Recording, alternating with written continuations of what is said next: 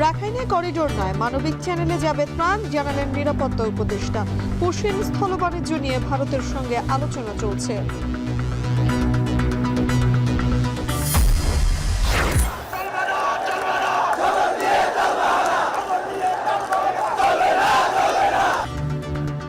ইশরাকের mayor ইস্যুতে রাজধানীর বিভিন্ন পয়েন্টে বিক্ষোভ, অবরোধ, যানজটে ভোগান্তি, ফের পেছাল রিটের আদেশ। হাইকোর্ট এবং সুপ্রিম ইতিহাসে কোন ট্রাইব্যুনালের রায় তৃতীয় ব্যক্তি চ্যালেঞ্জ করছে এরকম কোনো নজির নাই। লটাকে প্রিভেল করার জন্য যে অ্যাপ্লিকেশনটা আনা হয়েছে পারপাসলি, ইন্টেনশনালি, সেই অ্যাপ্লিকেশনটা সামারিলি রিজেক্ট হবে।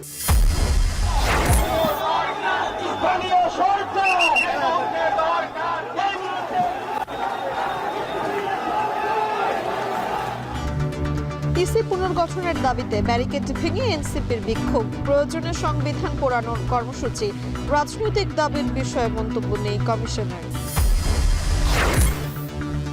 এনবিআর চেয়ারম্যানের পদত্যাগের দাবিতে অসহযোগ আন্দোলনের ঘোষণা, প্রধান উপদেষ্টার কাছে স্মারকলিপি দেবে ঐক্য পরিষদ। এবং ২৮ মের মধ্যে শ্রমিকের পাওনা না দিলে কারাভোগ, কারখানা মালিকদের বিদেশ ভ্রমণেও নিষেধাজ্ঞার হুঁশিয়ারি শ্রম উপদেষ্টার।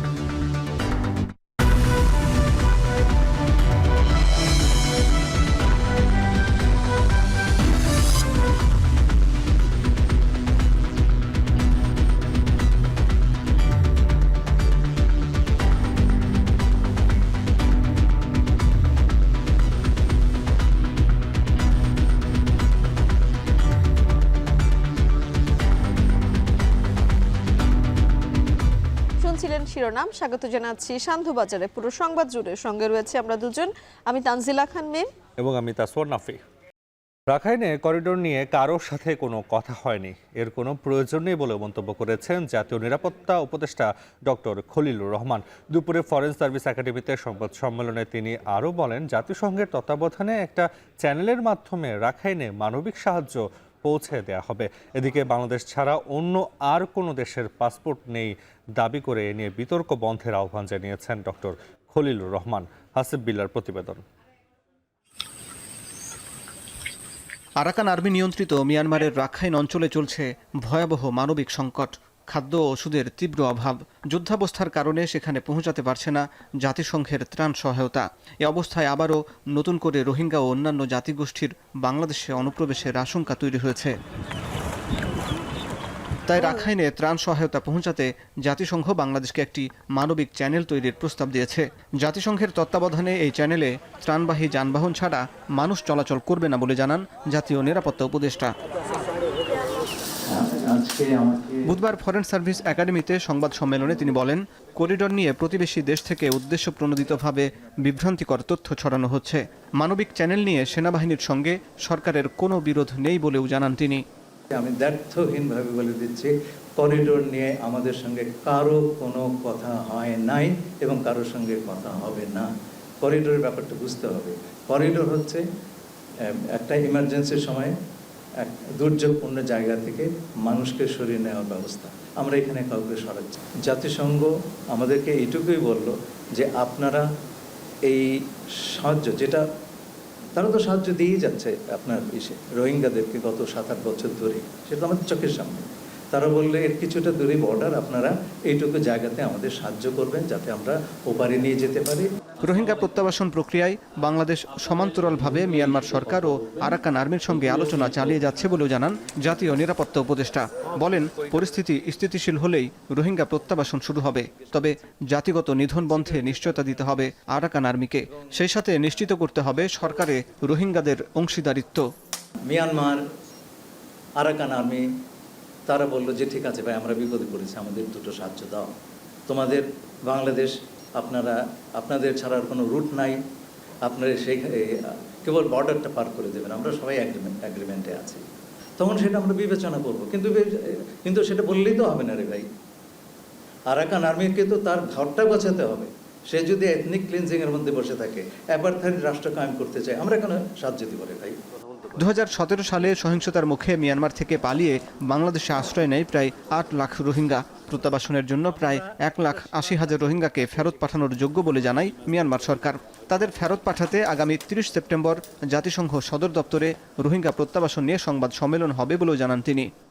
আন্তর্জাতিক সম্প্রদায়ের সঙ্গে নিরলসভাবে কাজ করেছি এবং আমি আনন্দিত যে এই ব্যাপারে আমরা এখন একটা আন্তর্জাতিক কনসেনসাসে পৌঁছেছি। আমরা এই সমস্যার শান্তিপূর্ণ সমাধান করতে চাই। বাংলাদেশ মনে করে এই সমস্যার একমাত্র সমাধান হচ্ছে রোহিঙ্গাদের রাখাইনে তথা মায়ানমারে প্রত্যাবাসন করা। সংবাদ সম্মেলনে জাতীয় নিরাপত্তা উপদেষ্টা নিজের নাগরিকত্ব নিয়ে সাম্প্রতিক বিতর্কের জবাব দেন। দাবি করেন বাংলাদেশ ছাড়া অন্য কোনো দেশের পাসপোর্ট নেই তার। এই বক্তব্যের মধ্য দিয়ে বিতর্কের অবসান হবে বলেও আশা করেন তিনি। আমার একটাই ন্যাশনালিটি, সিটিজেনশিপ, বাংলাদেশের সিটিজেনশিপ। আমি এখানে আসার আগে আমার পরিবারের সঙ্গে আমেরিকায় থেকেছি, কিন্তু আমার কোনো আমেরিকান পাসপোর্ট নাই। বাংলাদেশ ছাড়া অন্য কোনো দেশের জাতীয়তা আমার নাই। এখন আমাকে যদি বলা হয় যে আপনি জাস্ট বিকজ কেবলমাত্র আমি আমেরিকায় থেকেছি বলে যদি আমাকে বলা হয় আপনি বিদেশি নাগরিক, তাহলে তো কালকে তারেক রহমান সাহেবকে সেই কথা বলতে হয়। হাসিব বিল্লাহ, এখন, ঢাকা। বাংলাদেশে অবস্থান করা ভারতীয় নাগরিকদের ফেরত নিতে হবে উল্লেখ করে পররাষ্ট্র উপদেষ্টা মোহাম্মদ তৌহিদ হোসেন বলেছেন, পুশ ইনের বিষয়ে দিল্লির সঙ্গে যোগাযোগ হচ্ছে, তবে বাংলাদেশে চাওয়া পুশ ইনের ক্ষেত্রে নিয়মের বাইরে যেন কিছু না ঘটে। বুধবার বিকেলে গণমাধ্যমে তিনি এসব কথা বলেন। এ সময় পররাষ্ট্র সচিব পরিবর্তনের বিষয়ে জানতে চাইলে বলেন, পররাষ্ট্র সচিব 2-1 দিনের মধ্যেই চলে যাবেন, তবে নতুন দায়িত্বে কে আসছেন সে বিষয়ে খোলাসা করেনি তিনি। আর স্থল বাণিজ্যে বিধিনিষেধ আরোপের বিষয়ে ভারতকে চিঠি পাঠানো হয়েছে বলেও জানান তৌহিদ হোসেন। দিল্লির সাথে আমাদের যোগাযোগ অব্যাহত আছে এবং আমরা চেষ্টা করছি যাতে নিয়মের বাইরে কোনো কিছু না ঘটে। তারা তাদের অবস্থান কিছুটা জানিয়েছে, আমরা আমাদের অবস্থান তাদের কাছে ব্যাখ্যা করছি যে এভাবে দেওয়াটা যে ঠিক নয়, এটা আমরা তাদেরকে বোঝাচ্ছি এবং আমরা বলছি যে আমাদের তো স্ট্যান্ডার্ড অপারেটিং প্রসিজিওর আছে, সেই প্রসিজিওর অনুযায়ী আমরা যাব। যারা ভারতীয় নাগরিক বলে প্রমাণিত তাদেরকে অবশ্যই তাদেরকে ফেরত নিতে হবে। বিএনপি নেতা ইশরাক হোসেনের মেয়র হিসেবে শপথ না পড়ানো পর্যন্ত আন্দোলন চালিয়ে যাওয়ার ঘোষণা দিয়েছেন সমর্থকরা। সপ্তম দিনে আন্দোলন নগর ভবনের সামনে থেকে ছড়িয়ে পড়ে রাজধানীর বিভিন্ন স্থানে। ইশরাকের সমর্থনে কাকরাইল, মৎস্য ভবন সহ বিভিন্ন স্থানে বিক্ষোভ ও সমাবেশ করেছেন বিএনপি নেতা কর্মীরা। এ সময় সড়কে তীব্র যানজট সৃষ্টি হয়। বিস্তারিত জানাচ্ছেন সিউল আহমেদ।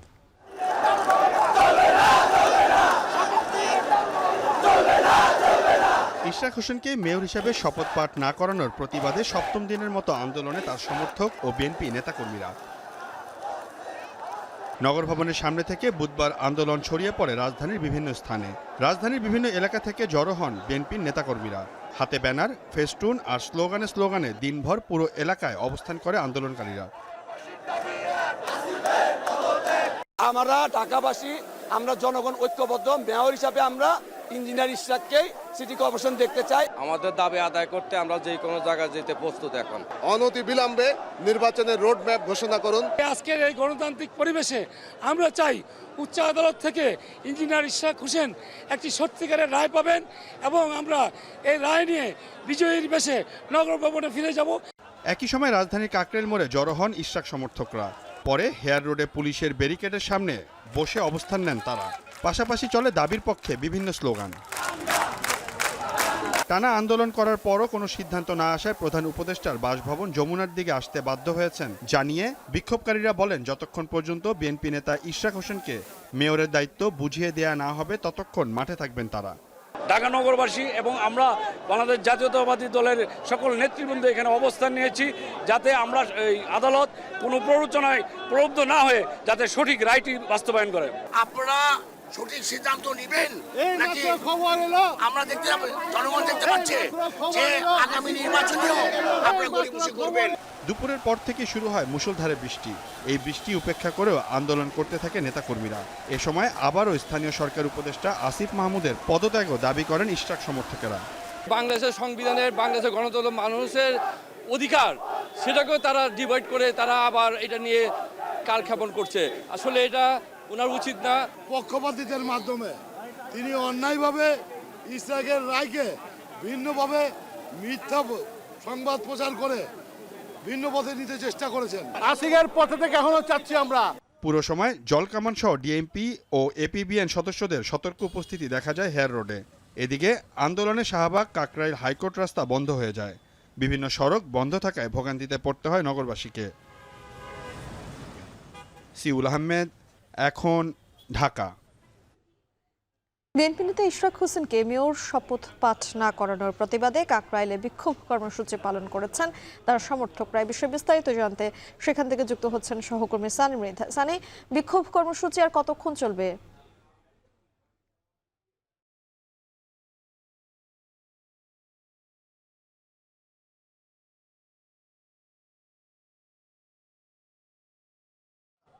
এখানে যেমনটা বলছিলাম যে ঢাকা দক্ষিণ সিটি কর্পোরেশনের মেয়রের দায়িত্ব হিসেবে বুঝিয়ে দিতে কিন্তু তার যে সমর্থক রয়েছে তারা কিন্তু কাকরাইল মোড়ে অবস্থান করেছে।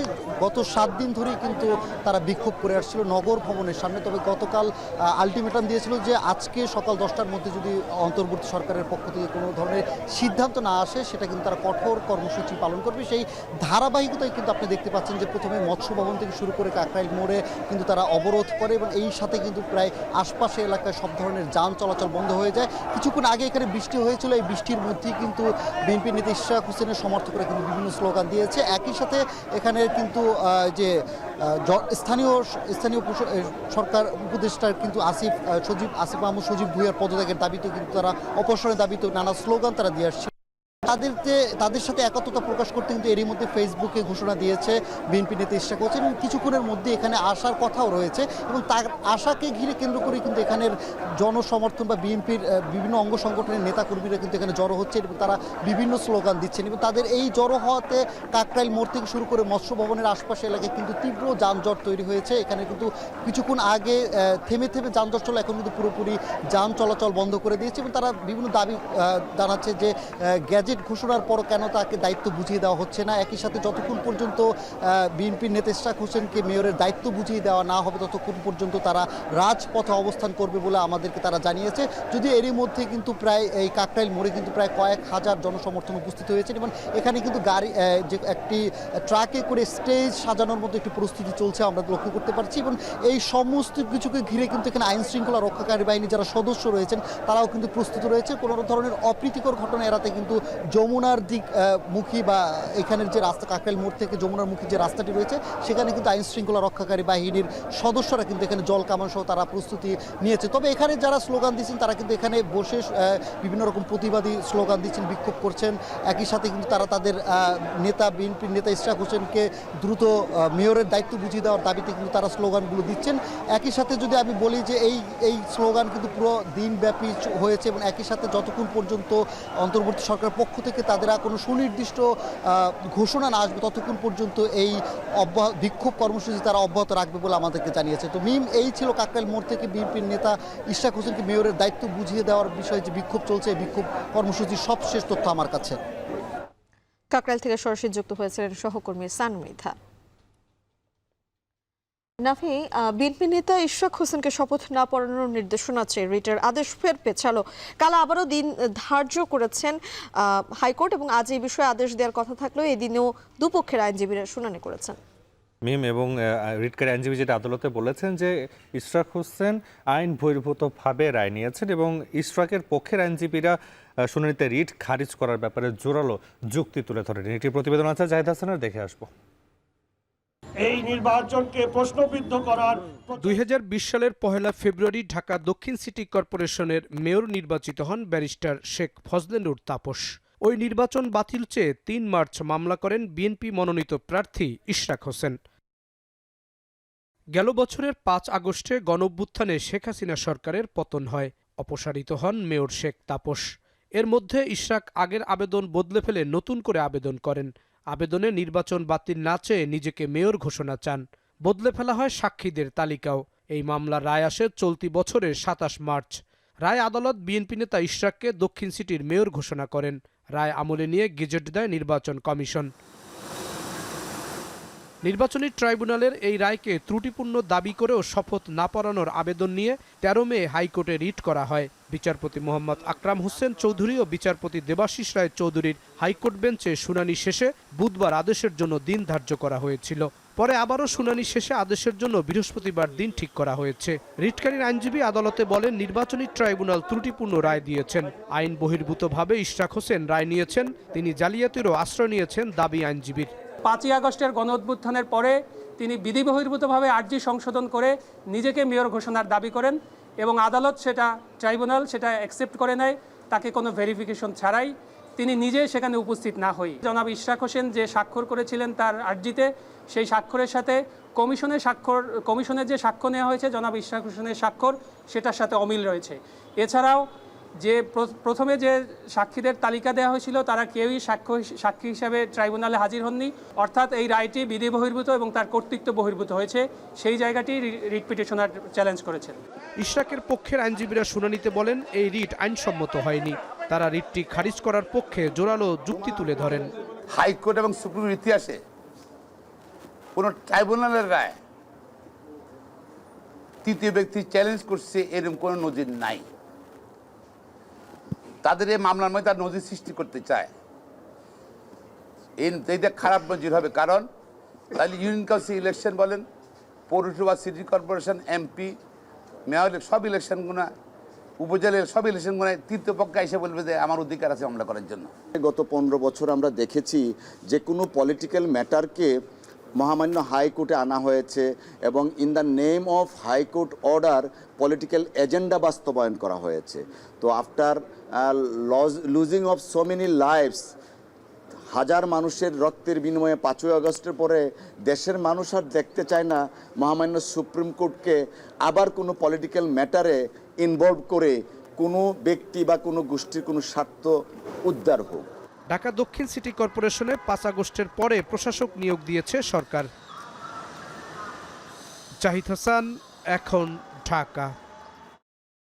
বিএনপি স্বৈরাচারী হয়ে উঠবে এমন গল্প সাজিয়ে জনগণকে ভুলিয়ে রাখা যাবে না বলে হুঁশিয়ারি দিয়ে দ্রুত নির্বাচন দেওয়ার দাবি জানিয়েছেন বিএনপি নেতারা।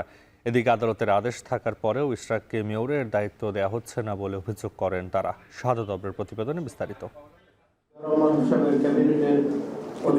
বিএনপির বিরুদ্ধে কিছু মানুষ ষড়যন্ত্র করছে বলে মন্তব্য করেন বিএনপির স্থায়ী কমিটির সদস্য আব্দুল মঈন খান।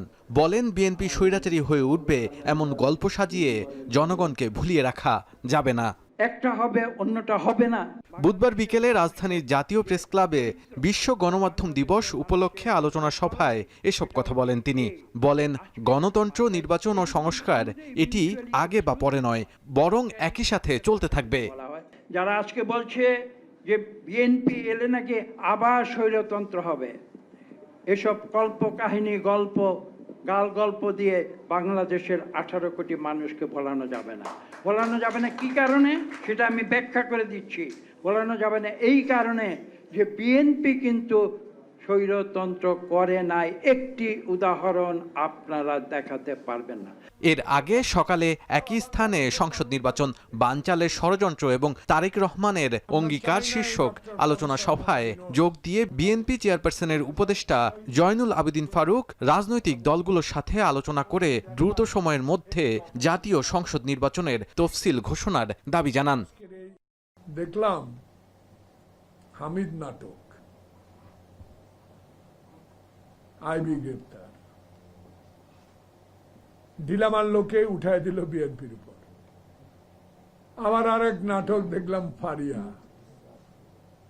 হচ্ছে নাকি দেশে? বিচারক তার বিচার রায় দিয়েছে। উদাহরণ ইশরাক। এটা আমরা চাই না। এই ডক্টর প্রফেসর মোহাম্মদ ইউনূস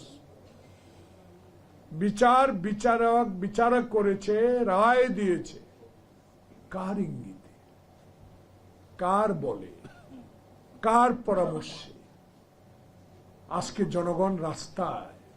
আদালতের আদেশ থাকলেও ইশরাককে দায়িত্ব দেওয়া হচ্ছে না বলে মন্তব্য করেন বিএনপির স্থায়ী কমিটির সদস্য নজরুল ইসলাম খান। বুধবার দুপুরে ময়মনসিংহের টাউন হল মিলনায়তনে বিএনপির প্রাথমিক সদস্য সংগ্রহ ও নবায়ন কর্মসূচির উদ্বোধন করে এসব কথা বলেন তিনি। নির্বাচনী ট্রাইব্যুনাল রায় দেওয়ার পরেও প্রশাসনিক ক্ষমতায় আমাদের ঢাকা দক্ষিণ সিটি কর্পোরেশনের যিনি মেয়রের দায়িত্ব পেয়েছেন তাকে দায়িত্ব দেওয়া হচ্ছে না। এনসিপির নির্বাচন কমিশন ঘেরাও প্রসঙ্গে তিনি বলেন, অন্তর্বর্তী সরকার যে নির্বাচন কমিশন গঠন করেছে তারই আবার ঘেরাও কর্মসূচি দিচ্ছে তারাই। শাহাদাত অভ্র, এখন, ঢাকা। পছন্দের ঠিকাদার কাজ না পাওয়ায় ডিএনসিসি নগর ভবনের সামনে গণ অধিকার পরিষদের সভাপতি নুরুল হক নূর বিশৃঙ্খলা সৃষ্টি করেছে বলে উল্লেখ বিবৃতি দিয়েছে ঢাকা উত্তর সিটি কর্পোরেশন। বুধবার দুপুরে ডিএনসিসি জনসংযোগ কর্মকর্তা এই বিবৃতি দেন। বিবৃতিতে জানানো হয়, গেল 18 মে ঢাকা উত্তর সিটি কর্পোরেশনের অতিরিক্ত প্রধান প্রকৌশলী আরিফুর রহমানকে গণ অধিকার পরিষদের সভাপতি নুরুল হক আর তার পছন্দের ঠিকাদারকে কাজ দেওয়ার জন্য ফোন দেন। তখন অতিরিক্ত প্রধান প্রকৌশলী আইনের বাইরে কিছু করার সুযোগ নেই বলে নূরকে জানায়, কিন্তু নুরুল হক প্রকৌশলীকে কাজ দেওয়ার জন্য চাপ প্রয়োগ করে। একই সাথে ডিএনসিসির অফিসে তালা লাগানোর হুমকি দেন। এসবের পরিপ্রেক্ষিতে মঙ্গলবার গুলশান 2-এর নগর ভবনের সামনে কিছু লোক নিয়ে গণ অধিকার পরিষদের ব্যানারে বিশৃঙ্খলা সৃষ্টি ও ডিএনসিসি প্রশাসকের বিরুদ্ধে স্লোগান দিতে থাকে। এতে ডিএনসিসির স্বাভাবিক কার্যক্রম ব্যাহত হচ্ছে বলেও অভিযোগ করা হয় বিবৃতিতে।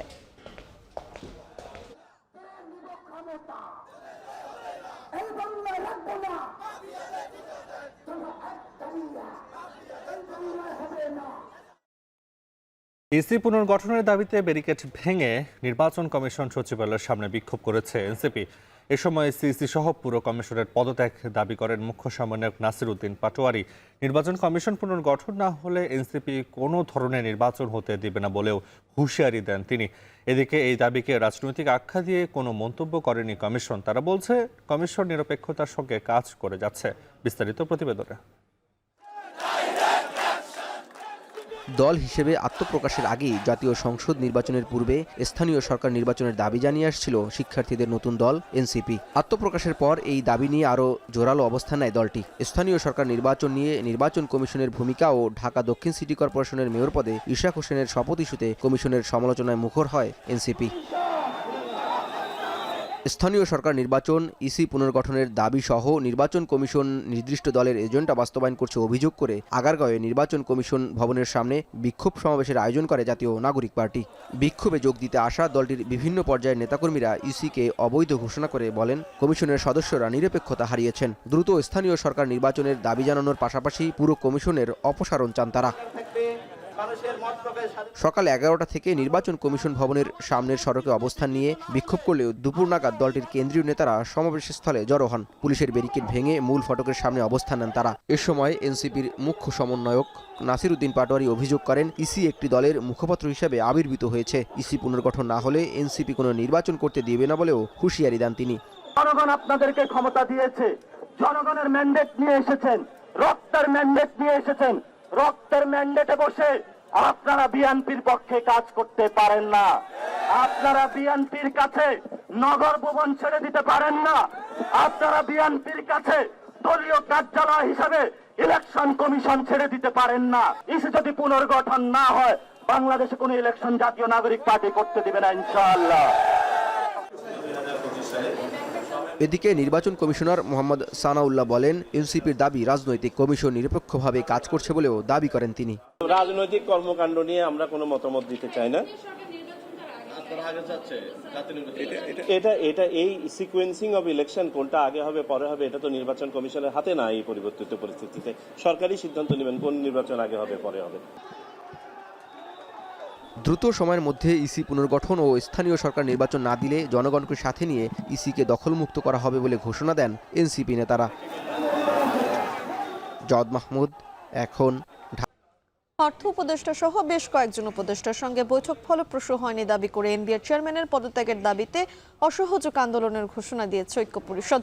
চলমান কর্মবিরতির পর এবার তারা এই ঘোষণা দিল। সমস্যার সমাধানে কাল প্রধান উপদেষ্টার কাছে স্মারকলিপি দেবে তারা। আতাউর নিয়নের প্রতিবেদন। মঙ্গলবার অর্থ উপদেষ্টা সহ বেশ কয়েকজন উপদেষ্টার সঙ্গে আলোচনায় আসেনি জাতীয় রাজস্ব বোর্ড এনবিআর এর চলমান অচলাবস্থার সমাধান। যদিও বৈঠক শেষে অর্থ উপদেষ্টা জানিয়েছিলেন আলোচনা ফলপ্রসূ হয়েছে, কিন্তু এনবিআর ঐক্য পরিষদ থেকে জানানো হয় তাদের দাবি মানা হয়নি। তাই বুধবার থেকে আবারও আন্দোলনের ডাক দেওয়া হয়। এদিন সকাল থেকে বিভিন্ন কর অঞ্চলের কর্মকর্তা ও কর্মচারীরা আগারগাঁও এনবিআর এর কার্যালয়ে জড়ো হতে শুরু করে। গত কয়েকদিনের মতো কলম বিরতি কর্মসূচি পালন করছেন তারা। দুপুর 1:15টায় সংবাদ সম্মেলন করে আন্দোলনকারীরা। উপদেষ্টাদের সাথে বৈঠকে তাদের দাবির বিষয়গুলো তুলে ধরা হয়, কিন্তু তা না মানায় আন্দোলন চালিয়ে যাওয়ার ঘোষণা দেয় কর্মকর্তা ও কর্মচারীরা। গতকাল 20 মে 2025 খ্রিস্টাব্দ তারিখে অর্থ বিভাগের সম্মেলন কক্ষে এনবিআর সংস্কার ঐক্য পরিষদের 13 সদস্যের একটি প্রতিনিধি দলের সাথে মাননীয় অর্থ উপদেষ্টার সাথে একটি সভা অনুষ্ঠিত হয়। সেই সাথে অধ্যাদেশ বাতিল ছাড়াও এনবিআর এর চেয়ারম্যানের পদত্যাগের দাবি জানানো হয় এবং অসহযোগ কার্যক্রম পরিচালনার ঘোষণা দেয় ঐক্য পরিষদ। এছাড়া 22 মে প্রধান উপদেষ্টা বরাবর স্মারকলিপি প্রদানের কথা জানায় তারা। জারিকৃত অধ্যাদেশ অবিলম্বে বাতিল করতে হবে। আগামীকাল 22 মে 2025 খ্রিস্টাব্দ বৃহস্পতিবার দুপুর থেকে এনবিআর সংস্কার ঐক্য পরিষদের দাবিসমূহের বিষয়ে মাননীয় প্রধান উপদেষ্টা বরাবর একটি স্মারকলিপি প্রদান করা হবে। দাবি আদায় না হওয়া পর্যন্ত রপ্তানি ও যাত্রী সেবা বাদে সকল কার্যক্রম বন্ধ রাখার ঘোষণা দেওয়া হয়। তবে কাজ আগেই শেষ হওয়ায় আগামী 2025-26 অর্থ বছরের বাজেট পেশে কোনো সমস্যা হবে না বলে জানায় তারা। এর আগে গত 12 মে রাতে প্রজ্ঞাপন জারি করে এনবিআরকে দুটি বিভাগে ভাগ করে রাজস্ব নীতি ও রাজস্ব ব্যবস্থাপনা নামে পৃথক ইউনিট গঠন করা হয়। সংশ্লিষ্ট অধ্যাদেশ অনুযায়ী কর ও কাস্টমস ক্যাডারের কর্মকর্তারা বৈষম্যের শিকার হচ্ছেন বলে অভিযোগ করে এনবিআরের কর্মকর্তা ও কর্মচারীরা। আতাউর নিয়ন, এখন, ঢাকা। ফিরে এলাম বিরতির পর। দেখছেন শান্তবাজার। তদবির বাণিজ্য, চাঁদাবাজি, বিভিন্ন দুর্নীতির অভিযোগে স্বাস্থ্য উপদেষ্টা সাবেক ও বর্তমান দুই ব্যক্তিগত কর্মকর্তা তুহিন ফারাবী ও মাহমুদুল হাসান এবং এনসিপির নেতা গাজী সালাউদ্দিন তানভীরকে জিজ্ঞাসাবাদ করেছে দুদক। প্রায় 2 ঘন্টা জিজ্ঞাসাবাদ শেষে নিজেদের নির্দোষ দাবি করেন অভিযুক্তরা। দুদক জানায় দুর্নীতির তথ্যপাত্র বিচার বিশ্লেষণ করে তাদের বিরুদ্ধে পরবর্তীতে পদক্ষেপ নেওয়া হবে। বিস্তারিত নাজমুস সাকিবের প্রতিবেদনে। এনসিটিভিতে কাগজ সরবরাহে কোটি টাকার কমিশন, ডিসি নিয়োগ সহ বিভিন্ন মন্ত্রণালয়ের তদবির বাণিজ্যের মাধ্যমে অবৈধ সম্পদ অর্জনের অভিযোগের তীর যার দিকে তিনি জাতীয় নাগরিক পার্টির প্রভাবশালী নেতা ও সাবেক যুগ্ম সদস্য সচিব সালাউদ্দিন তানভীর। তলবে বুধবার হাজিরা দিতে আসেন দুদক কার্যালয়ে।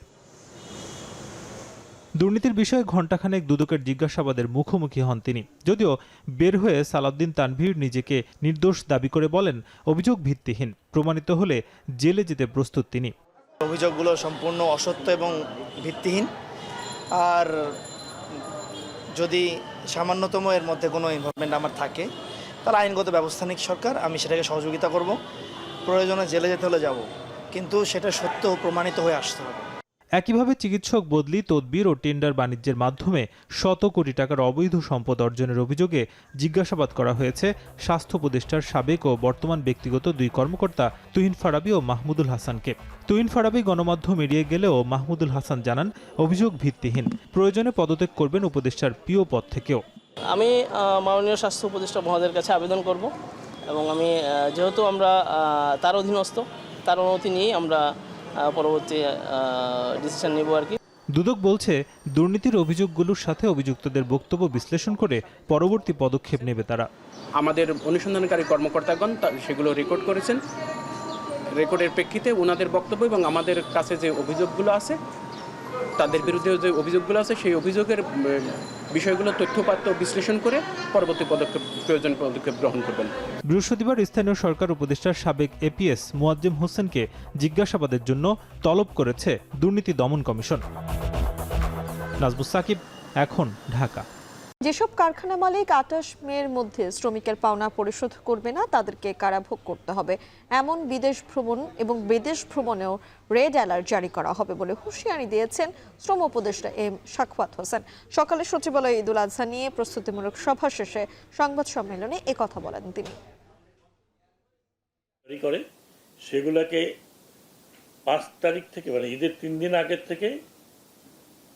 থেকে ঈদের পরে 7 দিন ইনক্লুডিং ঈদ, এটা চলাচল করবে না, টোটালি বন্ধ। দিনেও না, রাতেও না। রাতে স্পিড বোটগুলো চলাচল না করে সেই ইনস্ট্রাকশন দেওয়া হয়েছে। 28 তারিখের মধ্যে টাকা পয়সা দেবেন, আমাকে না, তাদের শ্রমিকদের টাকা পয়সা করবেন। আর যদি না করেন তাদের নামে হুলিয়া জারি হয়েছে, মানে ওয়ারেন্ট জারি আছে, they will be arrested. Warrant জারি না যাদের প্রায় সবার নামই হয়েছে, যারা যারা এই এখন এই ব্যবস্থার মধ্যে আছেন, ওয়ারেন্ট যাদের নামে জারি হয়েছে তারা বিদেশে থাকলেও আমি অলরেডি পাঠিয়ে দিয়েছি ওয়ারেন্ট সহ, যে তাদের বিরুদ্ধে রেড অ্যালার্ট জারি করতে। স্বল্প সুদের ঋণ ও বিদ্যুৎ গ্যাসের সহজ সংযোগ নিশ্চিত করা সহ 12 দফা ইশতেহার ঘোষণা করল সম্মিলিত পরিষদ। বুধবার রাজধানীর একটি হোটেলে 2025-27 মেয়াদে বিজিএমইএর নির্বাচন ঘিরে এই ইশতেহার দেন তারা। বিজিএমইকে এগিয়ে নেওয়ার নানা প্রতিশ্রুতি দেন পোশাক মালিকরা। এ সময় 24 ঘন্টা আমদানি রপ্তানি সচল না থাকলে শ্রমিকদের আন্দোলনের দায় পোশাক মালিকরা নেবে না বলে জানান সংগঠনটির সাবেক সভাপতি। উৎসব আসলেই বাড়ে পোশাক শ্রমিকদের উৎকণ্ঠা। আনন্দ নয়, জানাতে হয় দাবি, জানাতে হয় ক্ষোভ। বেতন বোনাস আদায়ের জন্য বারবার রাস্তায় নামতে হয় দেশের পোশাক খাতের শ্রমিকদের। এবছর পোশাক খাত শান্ত থাকলেও আসন্ন ঈদের আগে রাস্তায় নামে টিএনজেড কারখানার শ্রমিকরা। বিজিএমইএ বলছে মালিকদের বেশিরভাগই বেতন বোনাস দিতে প্রতিশ্রুতিবদ্ধ। তবে 24 ঘন্টা আমদানি রপ্তানি সচল না থাকলে শ্রমিকদের আন্দোলনের দায় পোশাক মালিকরা নেবে না বলে জানিয়েছেন বিজিএমইএর সাবেক সভাপতি। আজকের থেকে 24 ঘন্টা পোর্টের কার্যক্রম চালু রাখতে হবে, আমদানি রপ্তানি সচল রাখতে হবে, না হয় শ্রমিকের বেতন দেওয়ার দায়িত্ব পোশাক শিল্পের মালিকরা নিতে পারবে না। আমার রপ্তানি হবে না, আমার কন্টেনার পড়ে থাকবে রাস্তায়, আমি কোত্থেকে টাকা পাবো? এর রপ্তানি হচ্ছে না, আমদানি হচ্ছে না। 14 দিনে চায়না থেকে মাল আসে চিটাগাং পোর্টে, চায়না থেকে ঢাকায় আসতে লাগে 18 দিন। আমরা কিভাবে ব্যবসা করব? মাত্র $12,000 দিয়ে যাত্রা শুরু করা এ খাত আজ বিশ্বে দ্বিতীয় অবস্থানে, যেখানে যুক্ত হয়েছে নতুন সব সাফল্য।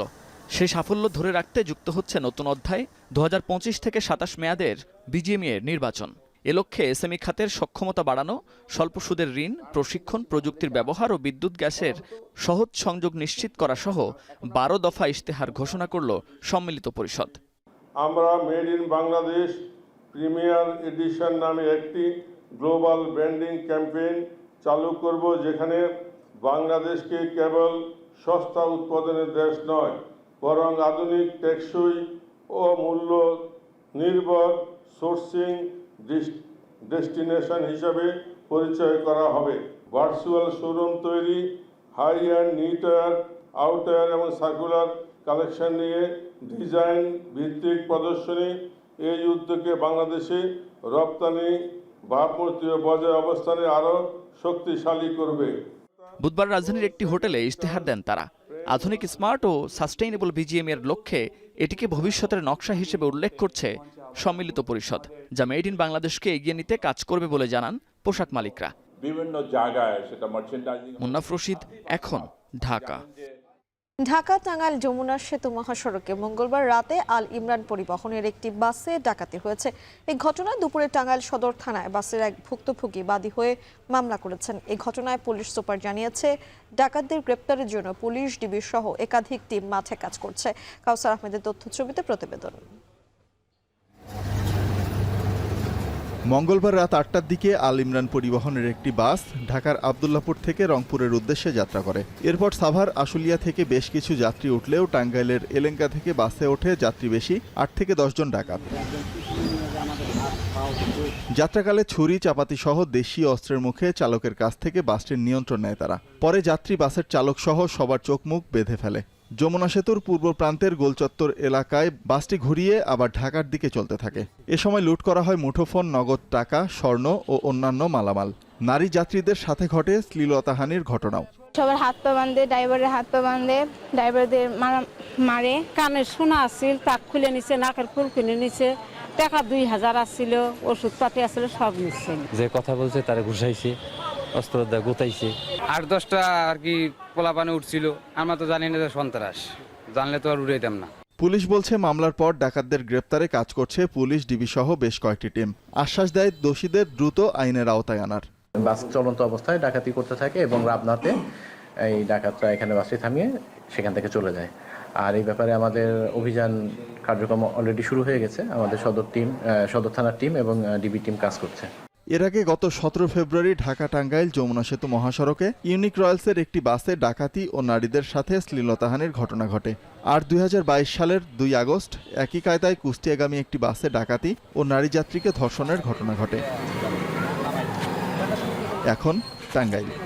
দিনভর বিভিন্ন পয়েন্টে সমর্থকদের বিক্ষোভ অবরোধের পর সন্ধ্যায় কাকরাইলে যোগ দিয়েছেন বিএনপি নেতা ইশরাক হোসেন। সরাসরি চলে যাচ্ছি সেখানে। ধন্যবাদ এবং কৃতজ্ঞতা জানিয়েছেন। প্রিয় উপস্থিতিবৃন্দ, আজকে এই যে আন্দোলনটি আমরা শুরু করেছি, একটি পর্যায় পর্যন্ত নিয়ে আসা হয়েছে।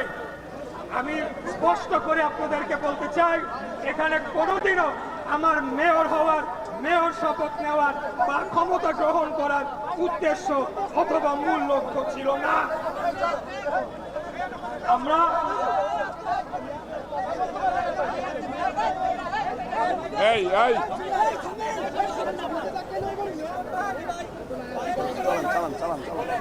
বলেন বলেন ভাই। এখানে আরেকটা আওয়াজ পাইলে কিন্তু আমি এখানে সবাই বের করি।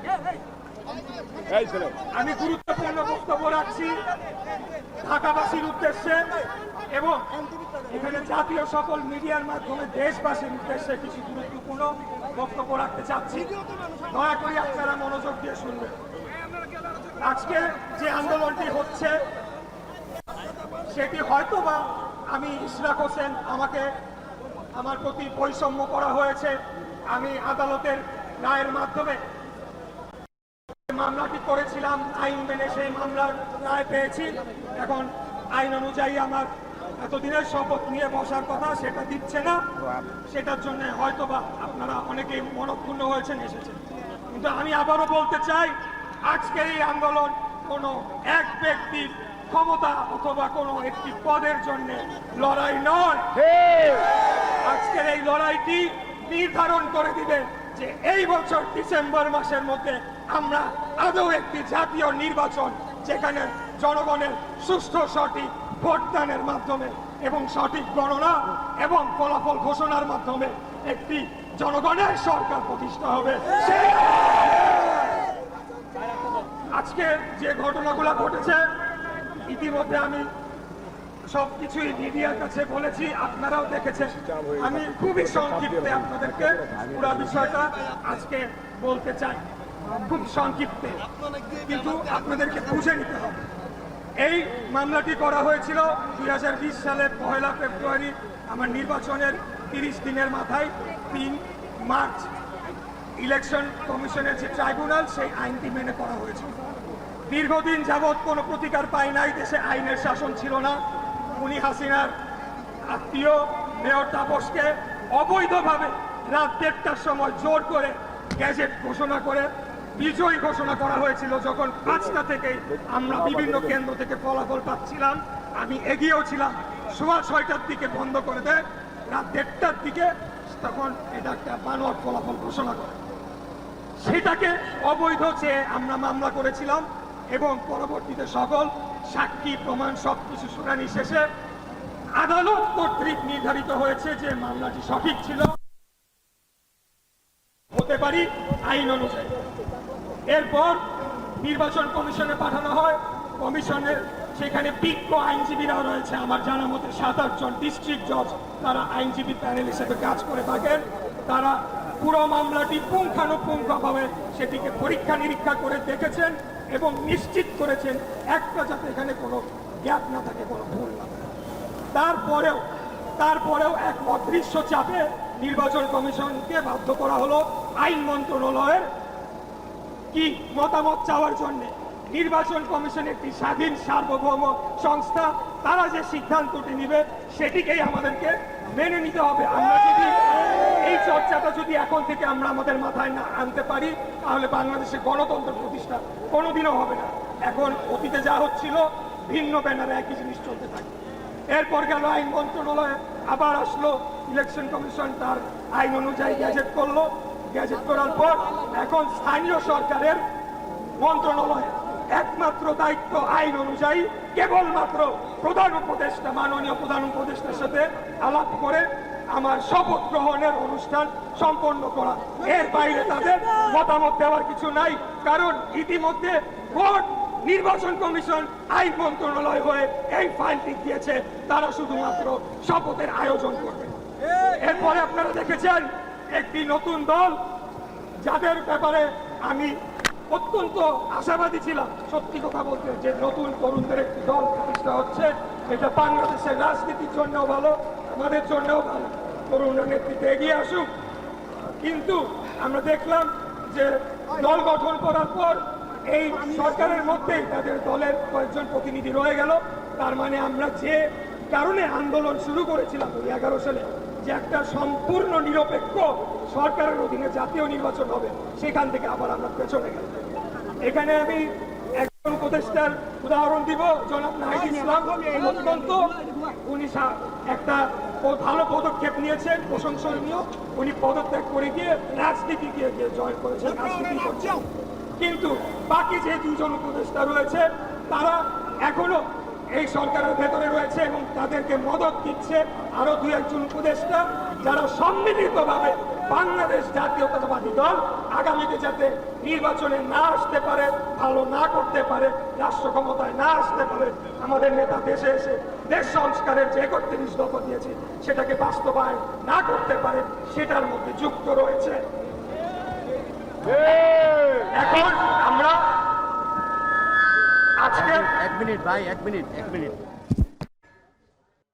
এফসি এশিয়ান কাপ বাছাই পর্বের বাংলাদেশ সিঙ্গাপুরের ম্যাচের টিকিট বিক্রি শুরু হবে শনিবার থেকে। জমজমাট এই ম্যাচ দেখতে সাধারণ দর্শককে খরচ করতে হবে 400 টাকা, আর হসপিটালি বক্সে বসে খেলা দেখতে সর্বোচ্চ 5,000 লাগবে বলে নিশ্চিত করেছে বাফুফে। এছাড়া ভিআইপি 1 এর জন্য 4,000, ভিআইপি 2 এর জন্য 2,500 নির্ধারণ করা হয়েছে। আমাদের মেইনটেনেন্স ক্যাপাসিটি তো আমরা আনলিমিটেড সেল করতে পারবো। সো আপনি যদি একা 100টা টিকিট 200টা টিকিট কাটতে চান ইউ ক্যান, বাট এটা এই ম্যাচটার জন্য না। এই ম্যাচটাতে আপনি 5টা টিকিট ম্যাক্সিমাম একজন কাটতে পারবে। ফোন নাম্বার, ইমেল অ্যাড্রেস আর নামটা দেখেই আমরা দিচ্ছি, এর বাহিরে আর কোনো আইডির প্রয়োজন পড়ছে না। 4 তারিখের ম্যাচটাও আমরা টিকিটিং সিস্টেম রাখছি ওইখানে। আমরা ভাবছিলাম যে ওই ম্যাচের কনফারেন্স আপনাদের জানাইতাম, এটাও আমরা অনলাইনে দিব। ওইখানে আমরা গ্যালারিটা রেখেছি 200 টাকা। এই ছিল শান্তবাজার। এখন টেলিভিশন ওয়েবসাইটে দেখতে ভিজিট করুন এখন.tv। এছাড়া ফেসবুকে দেখতে ভিজিট করুন facebook.com/tv.এখন, ইউটিউবে দেখতে ভিজিট করুন youtube.com/c/echontv।